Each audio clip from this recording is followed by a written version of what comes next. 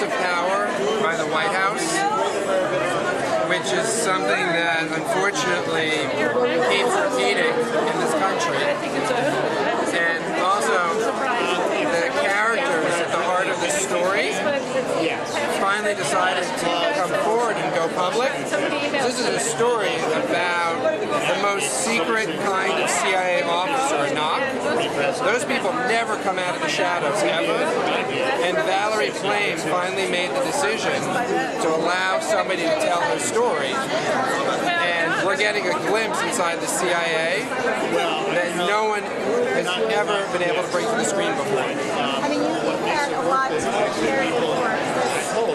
Kind of story. Other movies, maybe there's your dad's pieces from.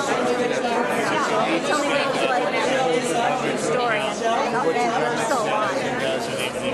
No, I mean, the thing is, I really, I have a strong spy background creating the Bourne Identity franchise and doing the Covert Affairs TV series. I mean, I live a lot in the world of espionage, but getting to actually work with a real-life spy and a really hardcore, high-level spy, the kind of person that, I wasn't even sure really existed, even though I put those kinds of characters in movies like The Bourne Identity, until I actually met Valerie Plame, and I was like, oh my God, this really does exist. And being able to talk to her and learn about the details of what it's like to balance being a spy with a marriage, what it's like to go home at night with a spy.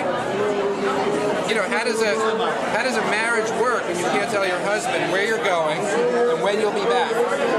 And he just needs to know whether or not they need a nanny the next day, whether they need childcare. And Valerie Plame was traveling the globe, combating the proliferation of nuclear weapons. She was sabotaging the weapons programs in some of the scariest places on this planet. And to actually meet the bird section is right there. This sounds like a fictitious character, but she's standing 2 feet away from me here. So it really was a huge honor to be trusted to tell her story. So what are we going to get that we didn't get in the news? And I'm telling you that story.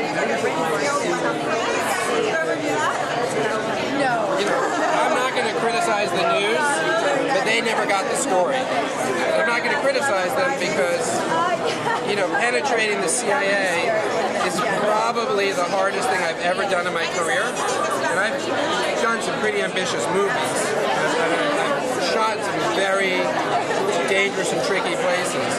Penetrating the CIA to tell a story about a knock, which are like the James Bonds of the CIA, by far the hardest thing I've ever done. And it was only doable because Valerie Plame decided that Hollywood, rather than the media, was the appropriate place to tell this story. She trusted me. She trusted us.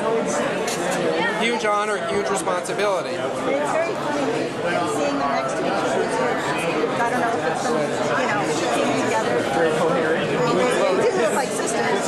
No, I mean, Naomi Watts and Valerie Plame have become almost like sisters because they have spent so much time together. The way Sean Penn and Joe Wilson spent so much time together that, basically each day Sean Penn would become more and more like Joe Wilson. It was almost like watching a horror film where he's slowly sucking up the identity of Joe Wilson, and you're like, one day he could probably just knock off Joe Wilson and nobody even realize it. He'd just be Joe Wilson. I mean, that's how amazing Sean Penn, seeing his process, and he really is the greatest working actor right now, besides Naomi Watts, who was unbelievable. And just people now are like, oh, they feel like sisters.